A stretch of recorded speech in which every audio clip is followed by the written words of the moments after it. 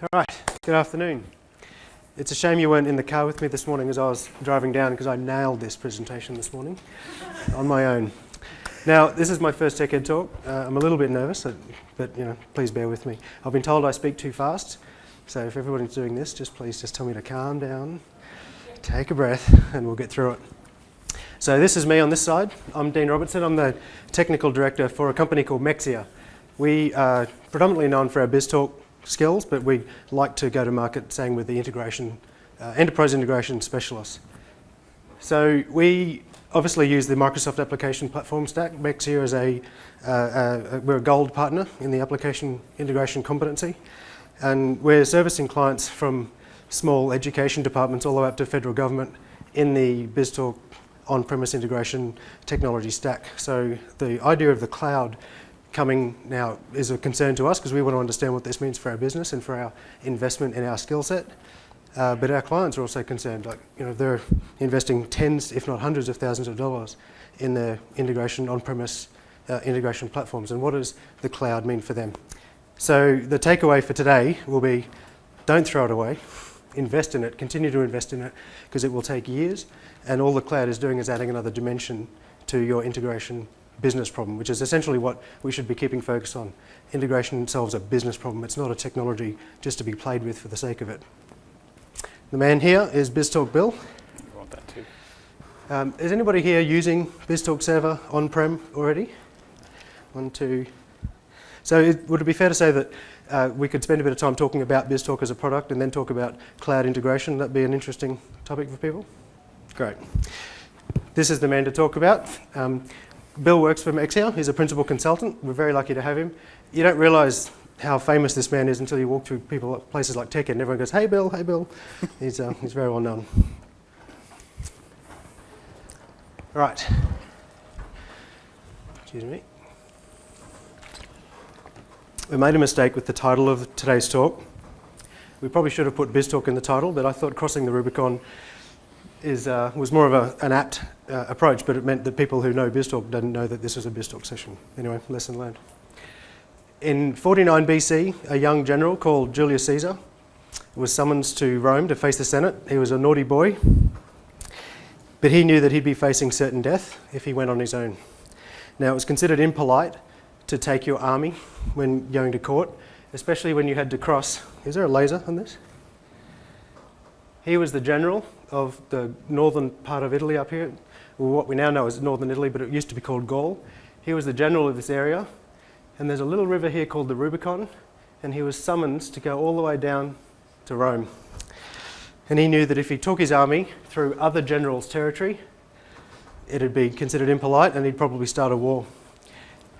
He decided that he was up for the fight, so he took his army, he marched across the river Rubicon, and it's rumoured, I wasn't there, that he said, "The die is cast, we're not going back." Meaning telling his troops and his team, we're all in, we're going, we're crossing the river Rubicon, and we're going, and you know how it all ends. Something about bathing in milk and beautiful women and snakes and stuff. So the analogy for Microsoft is that they are obviously all in. That Microsoft have already crossed the river Rubicon. They've invested already billions of dollars in their in their Azure data centers. Have you seen the videos about the Azure data centers that they're building? These containers and containers and containers of servers that are just doors welded shut. Can you imagine being in the meeting when Obama signed off on the check to build the first one? His hand to be shaking. $500 million. What are we doing? So Microsoft are in. So as a partner and as a users of Microsoft technology, we have to be in as well. So what does this mean for us who've invested our careers and our clients' money and our collective thought into the on-premise world? What does the cloud mean for us? So the journey for today's talk is, where are we now? We're going to do a quick overview of the on-premise technologies that Microsoft have in the application stack, BizTalk Server and Windows Server App Fabric. We're going to talk a little bit about the disadvantages of that model, but obviously there's a lot of maturity and a lot of advantages to that product. There's, it's being used, BizTalk alone is being used by 10,000 companies around the world. Tier 1, 80% of the Fortune 500 are using BizTalk now, and their businesses depend on it. So they're not going to throw it away just because there's a new kid in town. So where are we going? For what does the cloud mean? Obviously it's a different cost model. The OpEx model, the utility computing model. And then at the end of the talk, I'll come back. Bill's going to do the demos. I'll come back and we'll just talk about what does it mean for you and what's the next step, what's the first step you should take. So if you've been to any Microsoft talks before, you've probably seen this talk. You've probably seen this stack. 70s and probably before. It was before my time. Mainframe computing. It was essentially utility computing, but very capital intensive. You had to actually spend the millions of dollars to put a mainframe in your basement, and you had to invest the time in the developers and the business analysts. Very, very narrow, constrained, detailed business requirements process, because in order to get anything onto the mainframe, the guys that looked after it, I think Bill used to look after mainframes, you weren't allowed anywhere near it unless you knew exactly what it needed to do. The code had to be tested, very constrained. It wasn't like today where any kid in a laptop can build solutions. So the problem with that was that very capital intensive, and the business would complain that there's no flexibility in this model. So the whole client-server movement started because it meant companies could actually have, from a deployment point of view, actually take the computing to the user rather than a dumb terminal. You could actually start having some intelligence in your PCs. The whole Microsoft and Apple world started here with the personal computer. So with that increase in flexibility came a slight change in the way that software got developed. You've got mainframe down here that was all controlled. It was a box, and weird people with small hands who smelled like cheese controlled it. They controlled everything that went into it. But with client-server environment, you had different teams. You had people building the client software, and you had people building the server software. So that gave a little bit of flexibility, but the same organisation still controlled the client and the server. So some loosening of the flexibility, but still relatively rigid. But that was still not enough because people didn't want to have to sit inside the organisation in order to use the applications. So ASP, the web-based access technology, probably the same server software, but now front-ended with a web client rather than a thick client. So again, that loosening, the business demanding the change, the flexibility to be able to expand access to this computing power out to the users, also brought with it a sort of mushrooming of the potential for crap software. So you can see what's happening. I should have actually put the diagram. As we go up, the flexibility is increasing, but as is the requirement for delivery and requirements management and quality of software. So it's not necessarily the delivery of the quality of the software depended less on the technology and more on the people who are writing it. Do you get that? But then people said, I don't want to have to use your UI to enter my 10,000 line items of orders. I want my system and my organisation to call your system. So the whole evolution of SOA came, where still the same service technology or the same concept of the server, but not a UI front-ending that service code now. We're just going to expose it out as a federated service model, and you can invoke our business processes either remotely or securely. So again, SOA is a kind of a funny word. Some people love it, some people hate it. I can get Visual Studio now and build you an SOA by this afternoon because it's a WCF web service that I put in your production and you're now SOA compliant. So again, with the increasing of the flexibility, you've now again removed the technology from the problem, and you've made the onus on the designer and the developer and the organisational methodologies and the process dependent on whether it was a quality solution or not. And now here we are at the cloud, and we've kind of done a full loop because now it's back to utility computing. The mainframe and the cloud are the same concept. You pay for cycles, you're paying for access. You don't deploy onto the box yourself. There's guys with small hands who smell like cheese who control it, and they're the guys now in Redmond running the data centres in Singapore and Europe and wherever the data centres are. But you're going to hurt yourself with the cloud. Like, it's infinitely flexible now. You can do whatever you want. Deploy up a web solution. If it's badly designed, you'll get charged for it. So I guess my point is that in this march up to the cloud, the need for process and methodology and the solutions that satisfy business requirements is now more than ever as important. So the decision to go to the cloud should be a business decision, and there needs to be business and process methodology around it. Is that a long-winded explanation to say you need to think about going to the cloud?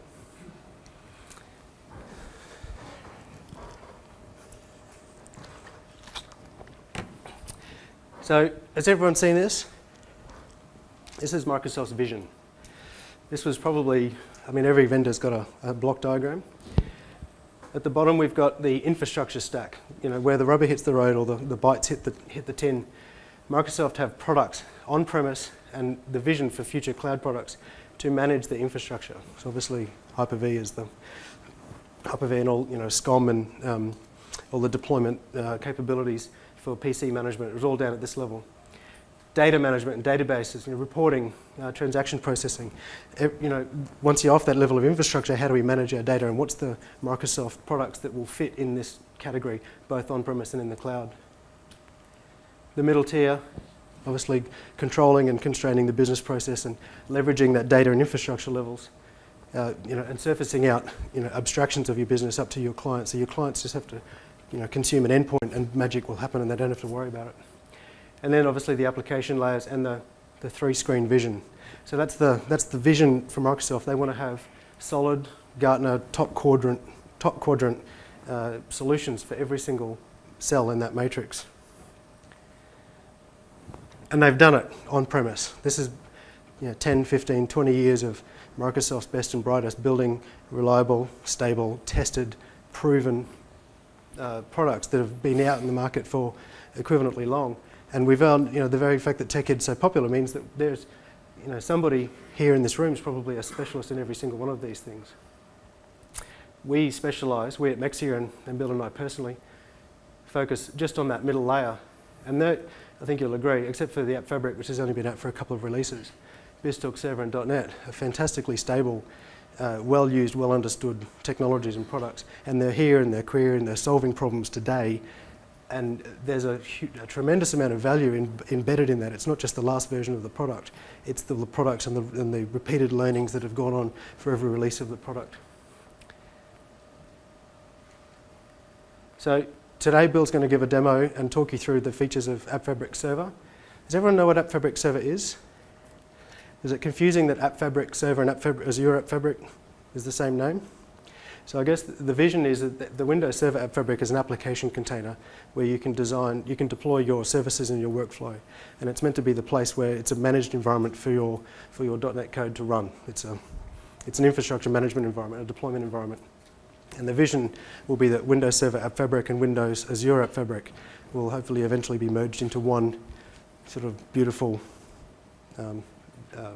one singularity of a deployment architecture, and with a click of a drop-down box in your deployment package, you choose whether it runs on-premise or in the cloud, but it's the same code. At the moment, they're different code bases, but the vision is to merge them. And we're going to do a quick overview of BizTalk Server as a product. So given that there's only a couple of people here that are actually using BizTalk, it's a good opportunity just to remind everybody that it's a fantastic product that's stable and very complex, and there's not a patch on the middleware components that are coming, and it will take years for the new stuff that's coming to replicate its complexity. And I think that for me, that's set the scene. That today I want you to, the takeaway from this is that just because the hype is all cloud, on-prem is still a very compelling solution. Over to Bill. Okay, so one of the things, if you started in .NET when .NET 3 and 3.5 came out and started looking at the WCF services and the workflow services, how many people are using WCF and workflow in their environment? So one of the things that caught me is that when I went off and did some training on WCF and WF is that they said, the WCF model has basically taken a lot of the plumbing out of the inside of your code. So if you can talk to remoting, you can go TCP, you can go HTTP, and you really don't have a lot of that in your code.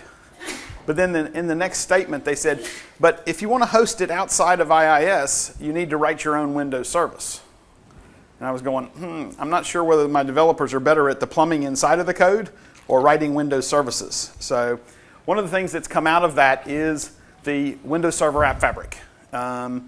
Again, as Dean mentioned, we've got that kind of disparate naming between the Windows Azure App Fabric and the Windows Server App Fabric.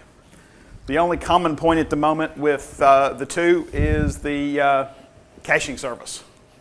We've got caching now in both Windows Azure App Fabric and Windows Server App Fabric. But the big thing for any of our on-premise applications is the fact that we've got the ability to host our WF and WCF services now on a management platform controlled from IIS but not run inside of IIS. And we'll see that we've got that hosting capabilities. We've also added things like the persistence store. If I did any of the stuff with IIS hosting or self-hosting of WCF or WF, I had to do all of that persistence setup, database connections, and all of that stuff myself.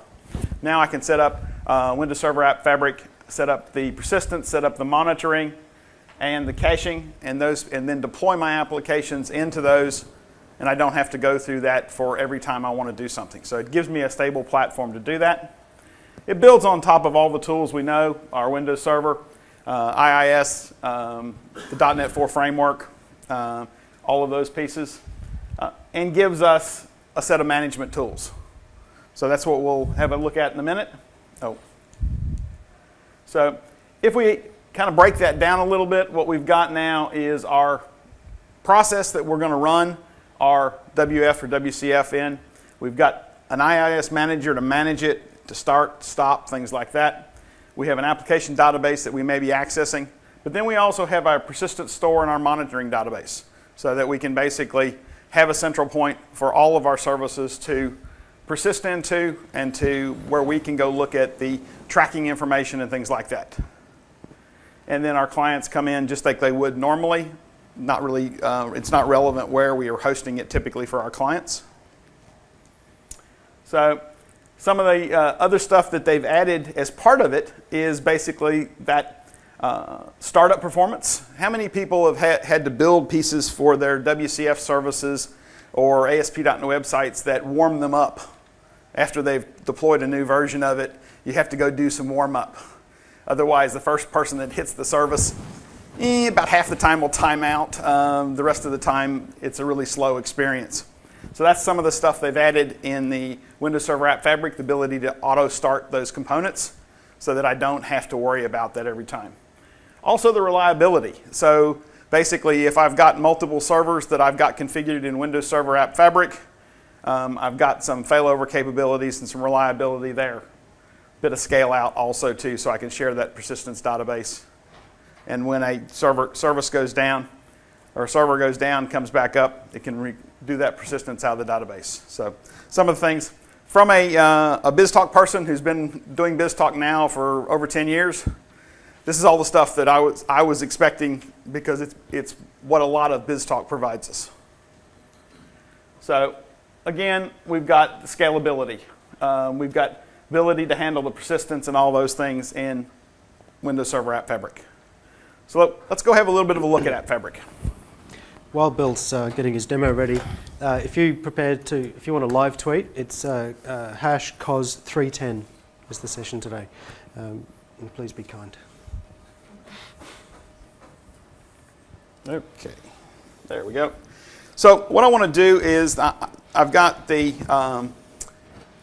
IIS Manager open. If I go back here to just the list of sites, I've got my default website. I click on that. We'll notice that we've added a couple of icons across the top now for the Windows Server App Fabric. And that basically looks at our dashboard, our endpoints, and the services. So if we go into just the dashboard,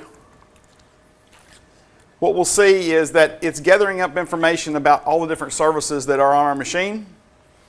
I've got control here of how many days I want to look at. So if I go back to, say, 24 hours, that'll change how many things show up in the dashboard. We can then basically look here. We've got 8 active or idle services. We can double-click and go into that, look at those particular services. And this example that I'm using here is just the Windows Server App Fabric sample. So basically, you can load this up, deploy it into Windows Server App Fabric, and have a look at it. We'll see that this is, if we actually look down here at our order application, one of the things you will notice is if I go to Content View, what we're actually running is that sales service is a workflow. It's not actually going through a WCF service to a workflow. It's actually calling directly into a Windows workflow. So let's hop back to the feature view, back into the dashboard, back into our service.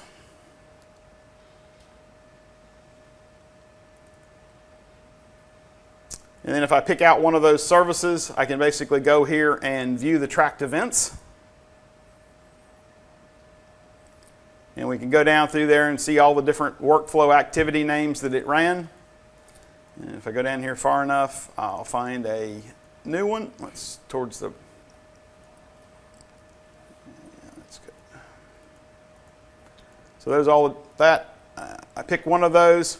We can see that I've got some tracking information, and then I've also got some variables that are tracked. So how many people have written code and then once they got done with it needed to go back and put a bunch of logging stuff in so they could finally figure out what was happening in it? It's a classic example of things. So one of the things that App Fabric brings us is an easier way to do that. So if we go here and look, that service, we're recording a activity ID when it hits a particular workflow activity. If we go bring up Visual Studio here, and we look at the web config from this service, we'll see that we've got a tracking section now in our web config. And we can actually go in there, and if we scroll down, we can see, like on a process new order, we want to track the value of those 3 variables. So to turn that tracking on, basically what we can do is we can go into that web config, put a tracking profile in there, and start collecting that information. It's not something that we have to go back in the code, and we can actually set up those different levels of tracking from the web config. Much easier than going back in the code, going back through some testing once I put that in there, or have a chance that the code that I've added for testing is going to affect the results inside of there. So that's pretty much what we wanted to show on the Windows Server App Fabric. Just a little bit of that, of how I look at the dashboard and some of the tracking information that's available. Flip back to there. So now we're moving on to just a little bit about BizTalk. So this is the classic BizTalk picture of everything that is incorporated in the BizTalk product. So we're looking at the messaging, the orchestration, our SOA, our B2B, our EAI, the rules engine. How many people have used the workflow rules? Not many people did because they weren't real easy to use. And they also made a major change, I think, between the 3.5 and the 4 that changed how they were. But the BizTalk rule engine is a full-blown rules engine. Business activity monitoring, RFID, the adapter packs. How many people have things like SAP, PeopleSoft, Oracle databases, Oracle e-business suite, things like that in your enterprise? That's the whole idea behind the adapter pack. That adapter pack is some WCF-based adapters that will allow you to talk to those applications either through BizTalk or through WCF. So that's one of the advantages of that. They've written that adapter pack so you can get to those systems. We'll have a bit of a look at the dev and deployment tools, and then we have the full management framework around BizTalk. So if you're using BizTalk, you'll have seen this, but BizTalk basically has a very mature model of how messages get in and out of BizTalk, and also the fact that we don't ever lose a message. So if a message fails processing at some point, we will get a copy of it in a suspended state that we can do something about. So if we break down the receive port side of things, we'll see that we've got all of our different adapters. We could have file, FTP, HTTP, any WCF type services, things like that. We could also receive those messages in an encrypted format, decrypt it on the way in, unzip it. What's the nice thing about zipping up XML files? The size. It changes the size fairly aggressively, shall we say. So we can do that in our pipeline. So if we've got customers or trading partners that need to send us very large XML messages, we can zip them up for transport, unzip them when we process them. We also, how many people, when they build a process or a integration, use their customer schema all the way through their business process?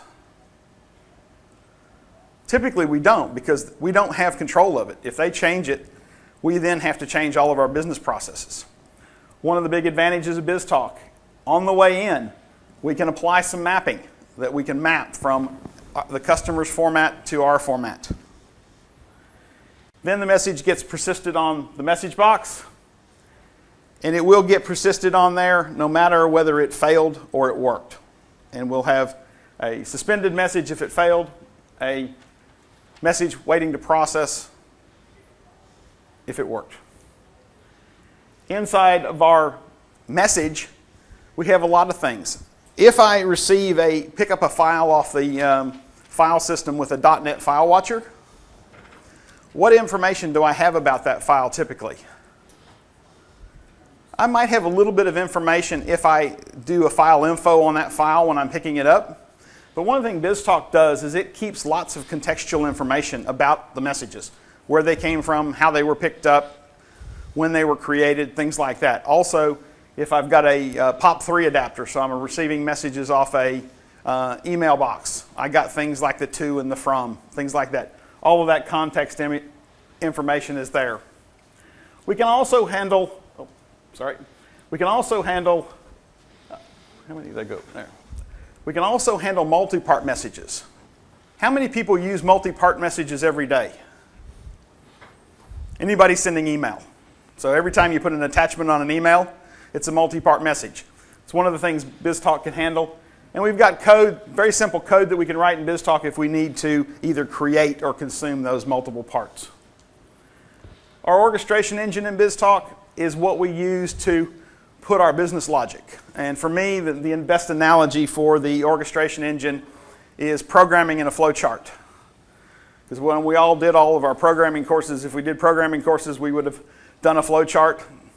If you're like me, it was probably after you got the project done, and then instead of before. But basically in BizTalk, it's dragging those shapes onto a design surface, configuring those, setting up the subscription. So BizTalk is a publish and subscribe, so I may have 0 orchestrations or I may have 100 orchestrations interested in that particular message. The message could be an address change from one of our other systems, so all of the other systems need to pick up and do something with that address change.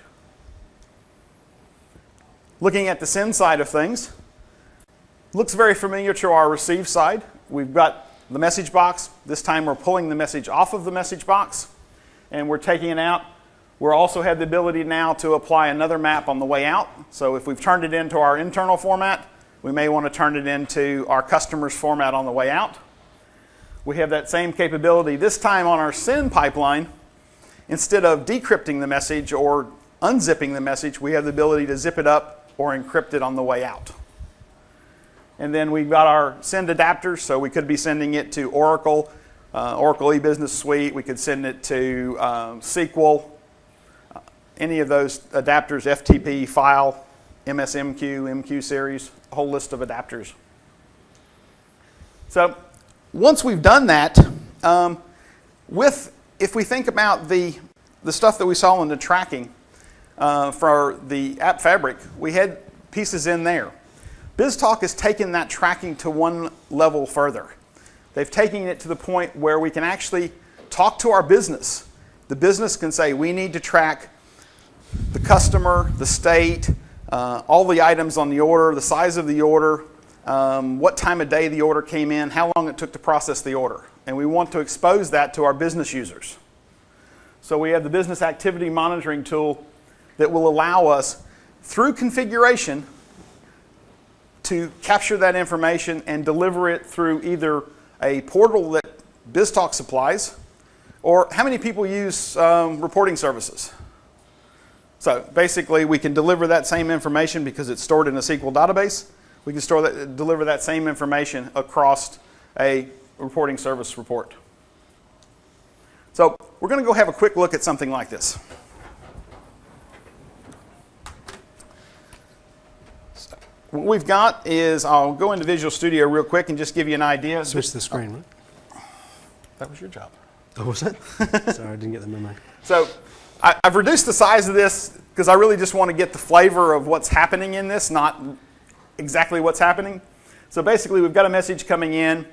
We're writing out some data to a request response. So that first shape at the top means that we're getting a message in, we're doing some processing on it, and we're sending a response.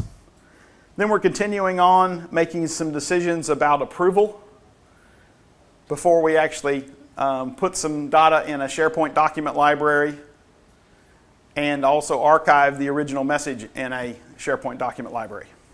So this is a very simple example. It's a PO processing. So I'm going to do an approval based on the amount. In this particular case, I'm also using the fact that I've got a business rules engine, so I could actually use that to decide so that when that approval amount changed, I don't have to go back into my orchestration, change some values, redeploy, retest, things like that. So what we have is a fairly simple orchestration. We've got a simple test client that basically lets us put a order. You'll see we've got it deployed as this is just a simple web page, but we're calling off, if we look in IIS, we've got a service here that is a WCF service. And it's just got it's an SVC. So we've exposed our orchestration as a WCF service, so anybody in our organization can consume that service. So if we go into our client, we'll put some interesting in here, and we'll just do demo, and we'll put $300, and we'll submit.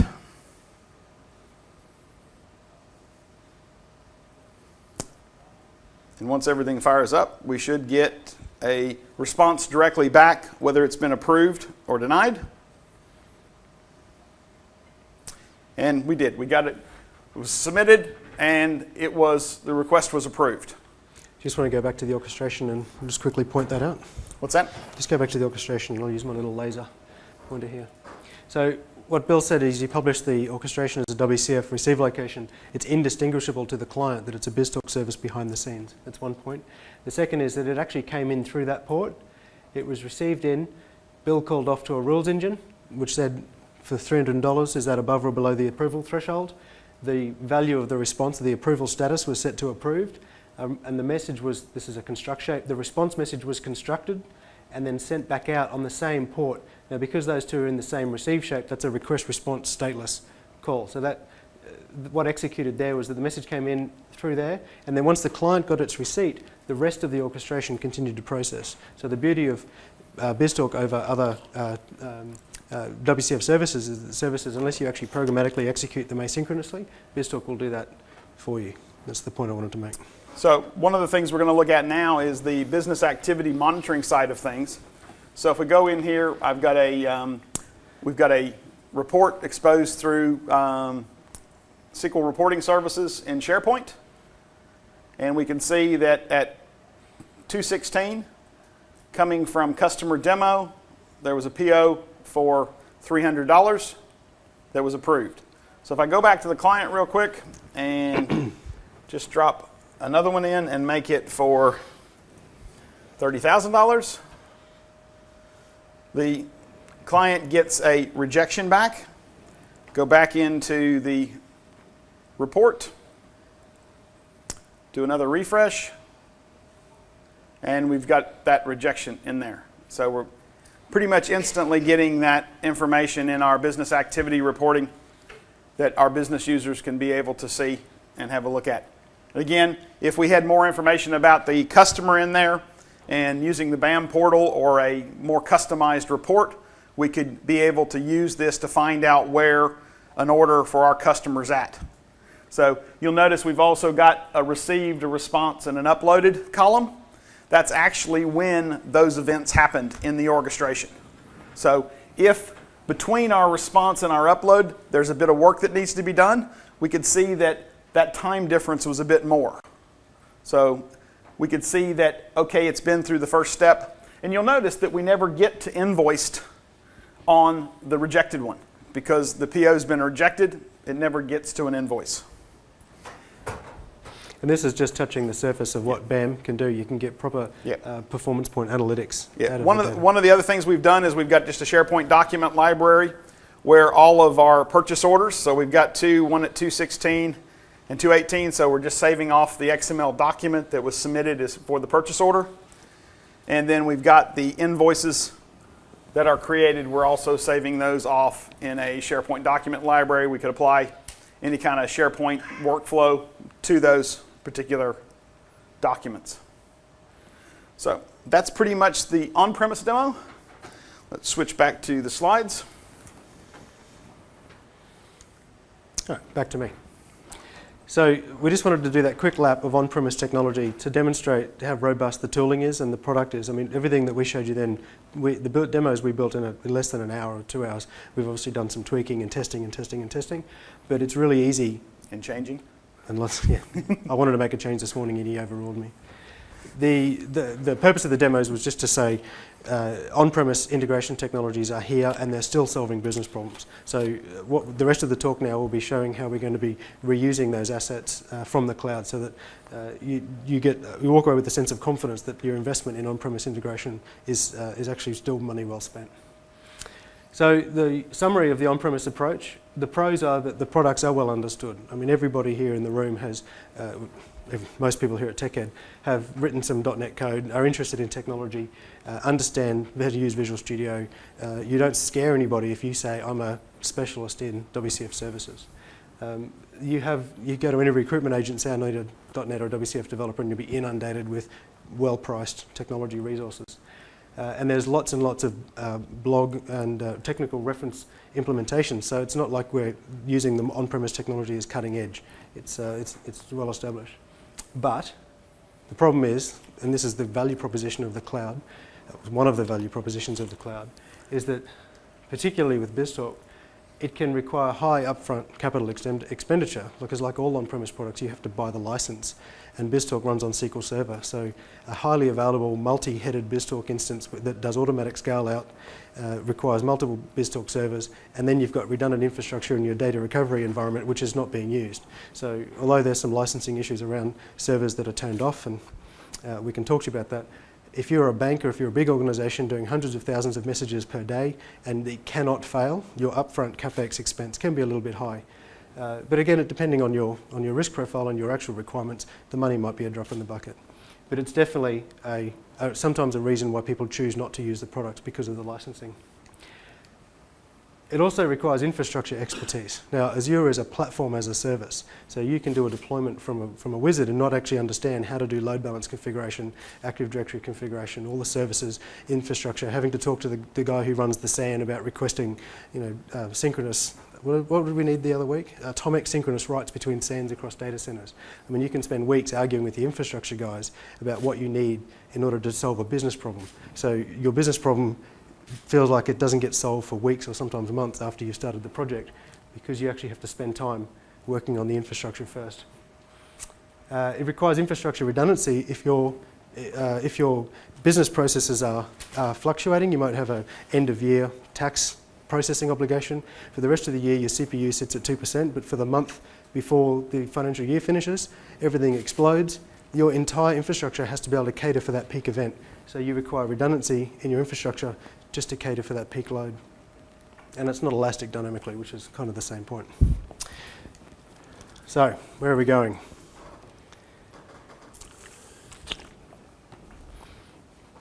We're moving to the cloud-based application platform, PaaS, Platform as a Service. The Azure web role and worker role and some of the features around Azure are here and now and in production, and obviously there's customers using that now, and it's quite mature already. But the middleware components that are coming, sorry, that's my phone, it's ringing. I turned it back on to see if anyone was tweeting, and now it's ringing. Just leave it. There are middleware components. It's actually going to be called Azure middleware, and it's coming. I'm not NDA on it. I don't know the ins and outs of everything that's coming. But the idea is that the capabilities of BizTalk and Azure Windows Server App Fabric are going to be replicated in the cloud. And it won't happen overnight. It's the Pantene platform, but it will happen. But whether you use routing or FTP, file receive locations, or message transformations, you'll all be able to do that in the cloud. and you won't have to worry about your infrastructure, and you'll get automatic scale-out elasticity, pay-per-use type models. So what we're going to do now is have a quick chat about where we're heading. Bill's going to jump back on and do some more demos, and then I'll come back and we'll finish up the session just with where should you start, and if you're interested in this, what's your next step? So as I mentioned at the start, this is the on-premise stack, and Microsoft have a mature, stable offering for every product in that cell. On this side, they have the equivalent on the cloud. Now, Windows Azure, as I said, from the infrastructure level, Azure is there, and it's been out for several years, and it's becoming a well-understood technology platform. SQL Azure is also out. It's the equivalent of SQL Server, and if you've read the documentation or actually used it, it's actually a byte for byte. It is actually SQL Server running in the cloud. It's not a different code base. There are some limitations, but they're generally being, the features around SQL, it's obviously quite a big product, are being rolled out. Now this is the layer we're obviously interested in playing in, the middleware layers.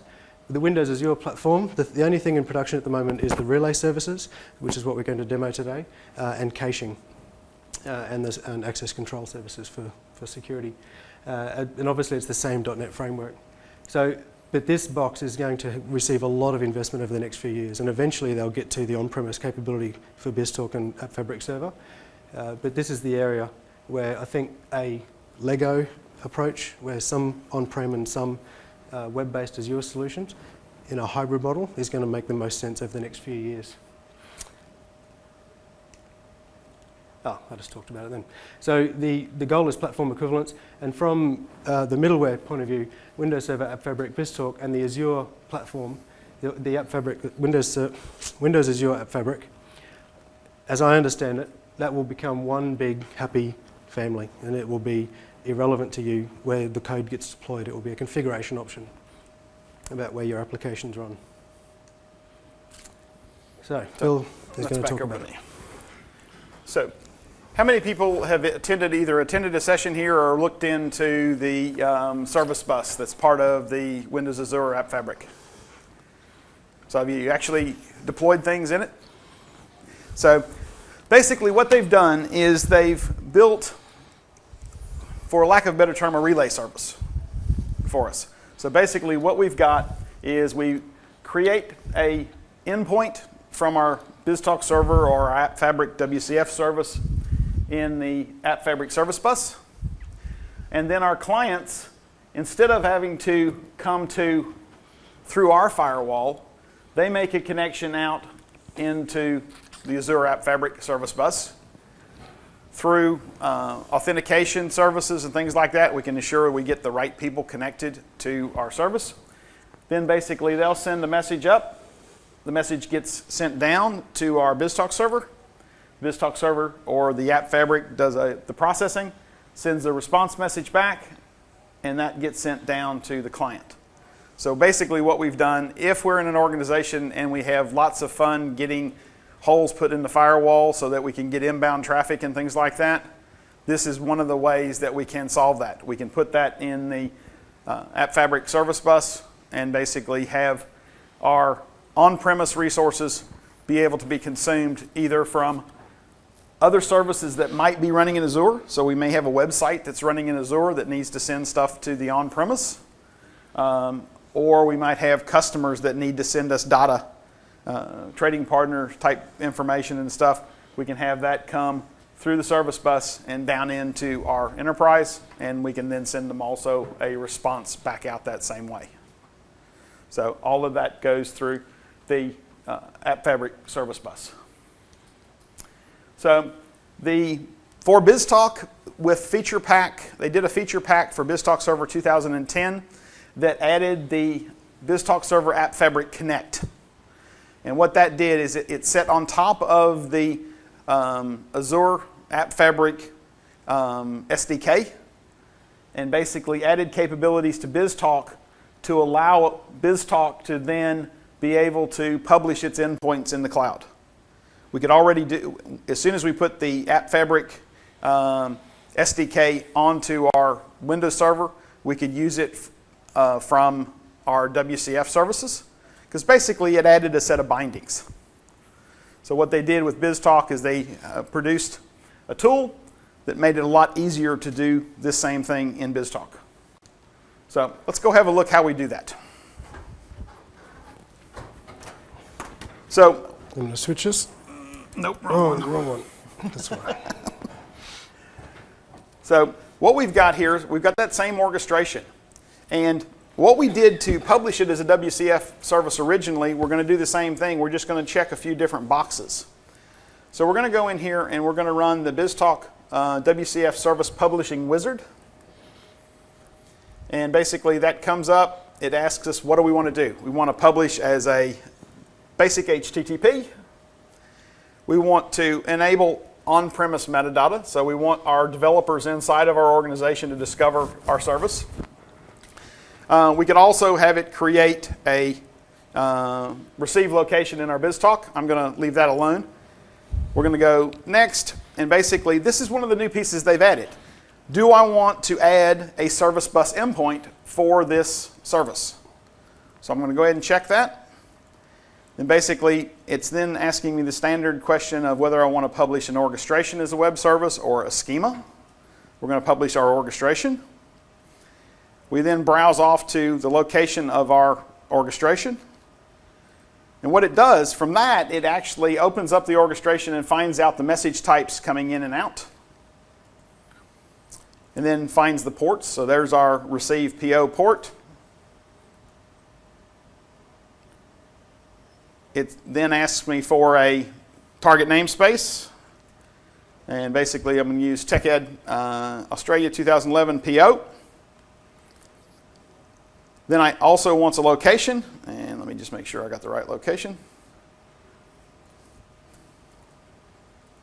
So put the location in there. So that's where it's going to create the on-premise version of the web service or WCF service. I'll overwrite the existing location. And for the on-premise side of it, I'm going to give it anonymous access so that I can basically do some testing and stuff without supplying credentials. Now, here's the new stuff. So basically here, I need to tell it what relay binding I want to use. So I'm going to use the basic HTTP relay binding.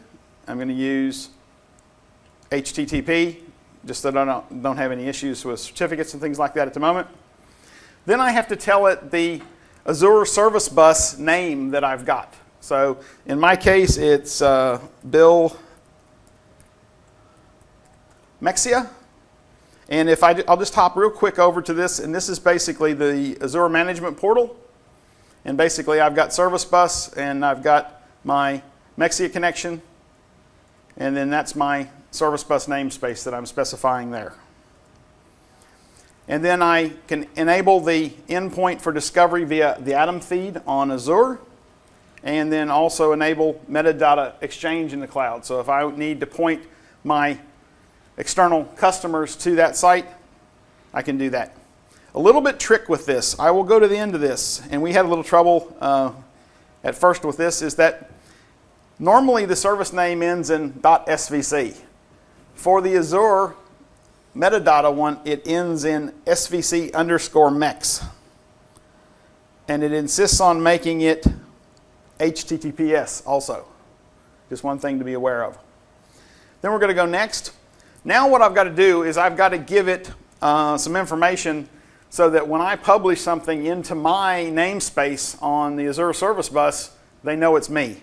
So the issuer name is owner, and then I get to go grab this nice long key and put that in there.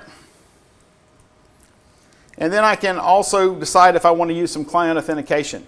For this demo, I'm going to turn the client authentication off, but it allows me to do things like shared secrets. So I could send the customer the owner and a set of keys for this service, and then they basically would put that in their call, and that would authenticate. Some people have brought up a topic about, if I put this endpoint in the web, what keeps somebody from doing a denial of service attack on it?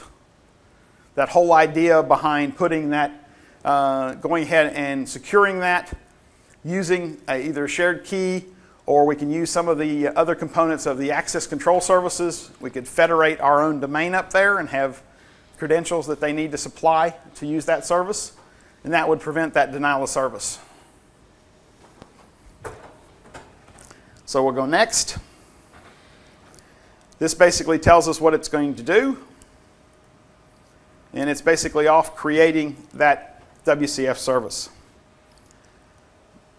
So one of the things currently with publishing those service bus bindings is that until I run the service once and bring that service up on my local machine, it doesn't actually establish the connection in Azure. So what I'll have to do the first time is I'll go back to the client that we had a minute ago, and basically I'll run that demonstration again. And I'll do, You're going direct there? Are you going direct to? Yeah, no, I'm firing it up. Okay, so I successfully sent through that. What I can do now is I can then switch over and decide to use, still on premise, because you notice the website here, I'm still local host. I can still go now, I can go from my local host up through service bus and back. So let's try that. And I'll call the customer local to Azure. So basically that's submitted. We'll quickly go over here to our reports because we added a bit to the reporting so that we can actually see it's the endpoint that was used. So that first one I did a minute ago went to my machine, the demo machine, the local host. The next one, that message actually came in from Bill Mexia, servicebuswindows.net. That's the one I hit. We can then do the next step, and I've got another web service that's published up there, and it's called, so if you've got a phone or if you've got a laptop open, see if you can hit purchasingdemo.cloudapp.net. I've got 3 training kits for the first 3 names we see on the report. So if you do that, you'll basically, we'll go here and I'll do Azure to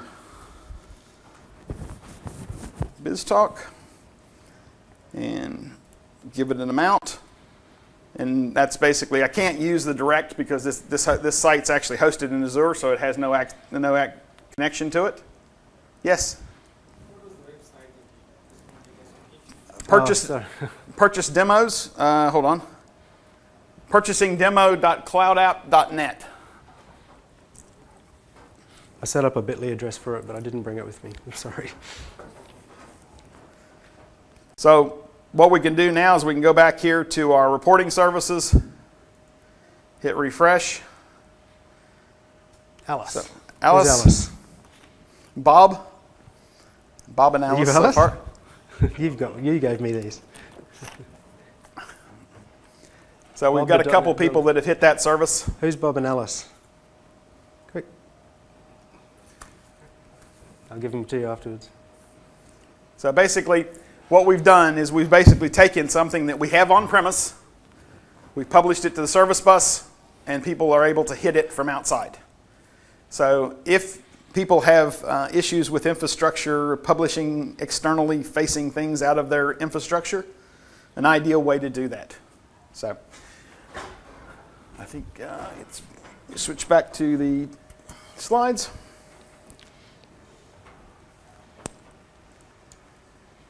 Yours. Right. So one of the really powerful concepts there is the App Fabric Connect bits aren't specific to BizTalk. You can actually use those in relay bindings on any WCF service that you have now in your organization. And as Bill said, you might have services that you want to expose out to your customers, but your infrastructure guys are not going to let you punch inbound firewall holes. So that's a fantastic way and a cheap way to get access to your internal services that are already tested, that are already representative of the business value. You don't go and have to rewrite your services and deploy them up into the cloud. Just install those relay bindings, expose those services, and you're in business. The other good thing with that App Fabric Connect, with the BizTalk adapter kit is that the WCF adapters over Oracle and SAP also use those relay bindings. So you can actually now expose your SAP system to clients that you trust to invoke, put messages into your SAP or any of the systems that have got the adapters for them out of the box. So it's not just BizTalk, it's extending your on-premise system capabilities to the cloud and doing it securely. So we've talked about on-premise capabilities. We've shown how you can extend those on-premise capabilities to the cloud, leverage the OpEx model for your web tiers. It doesn't have to be an online ordering app. If you have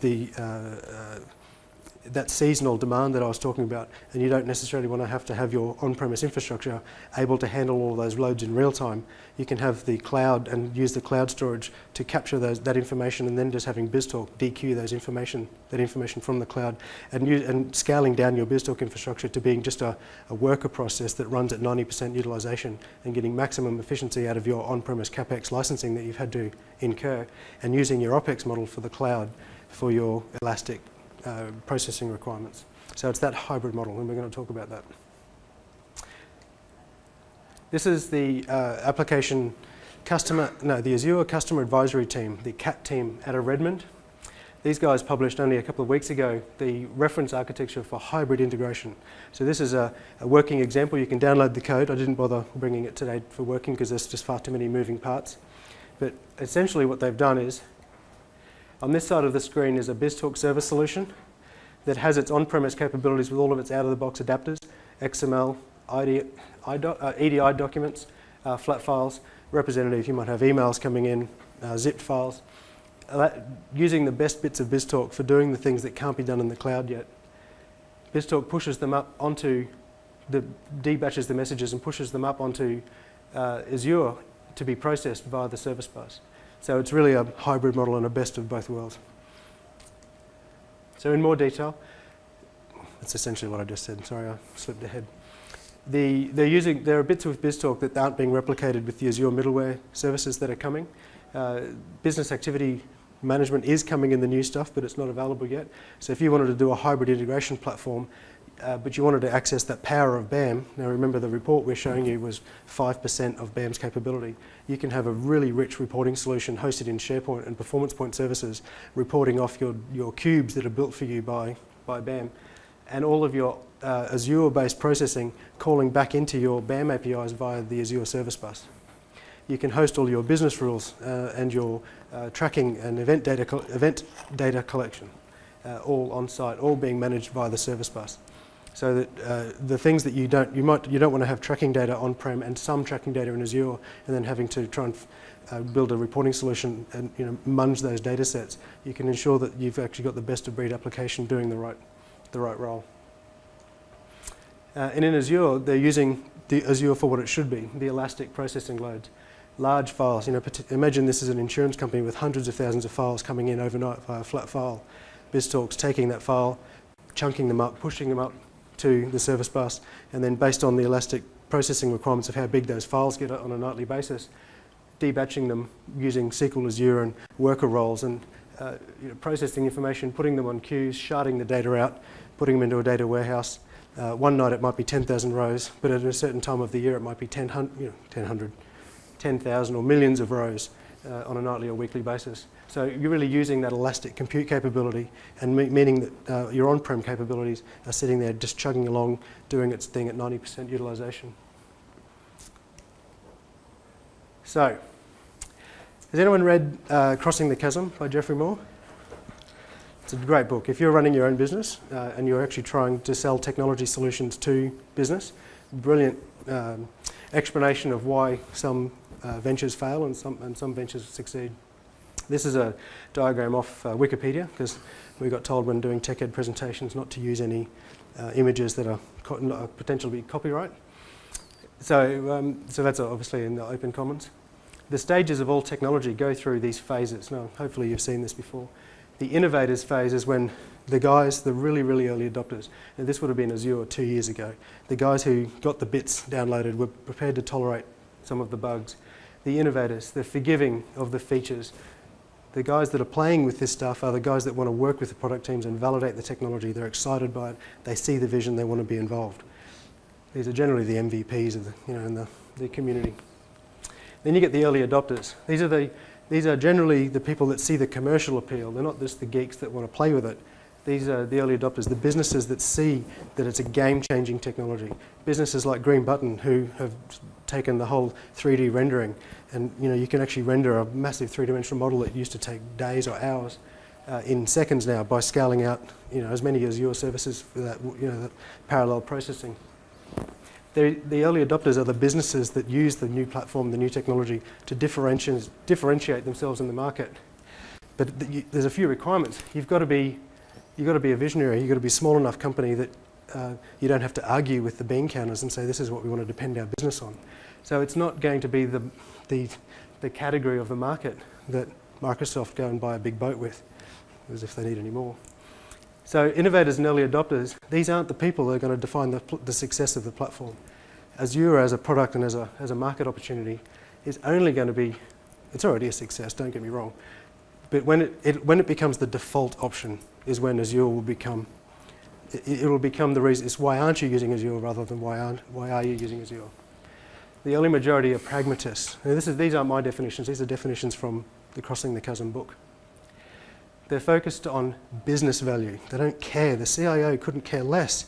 If he has to spend $200,000 on infrastructure versus $20 a day, he might care, but you need to put it in a business context for him or her. They don't want to be the visionaries. They don't care if you're the enterprise architect running to your CIO going, you've got to get on this is hot. That's this domain. The early majority, which is where the vast majority of the market live, it's going to be a few years. Now, this specifically from the Azure middleware capability, in a few years, that will be the Azure middleware users. When you don't install BizTalk, the default will be to use the Azure middleware capabilities. But until we get there, the best approach is a hybrid approach. So although the marketing hype is 95% cloud, those of us who have a vested interest in solving business problems need to realize that we need to use a Lego approach. So the cloud's here, we've crossed the Rubicon, we're on our way. It's relatively immature compared to the on-premise stack, but BizTalk's mature. There's another release coming, we've heard that from Microsoft, but the die is cast. Thanks very much. Keep going. Just a few other slides. Oh, okay. So, any questions? Yes.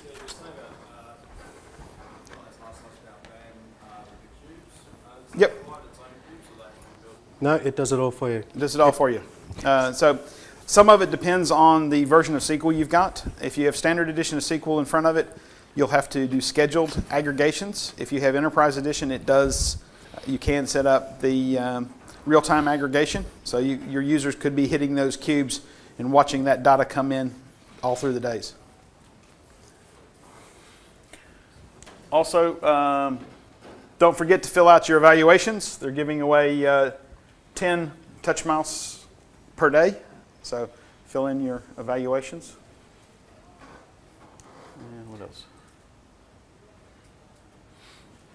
They've added all this in. That was the Tech Quest game. How many people have played the game with the phones? Nah. We were sitting across from some guys just an hour or so ago that were comparing which ones each one of them had, and they'd come up with an interesting way. They were able to bring up the barcode on their phone and shoot it with another phone. So they were trying to get the most of those. So, and this is the last session, so I'm not sure Schedule Builder is going to be of any help to you. Thank you very much. Thank you.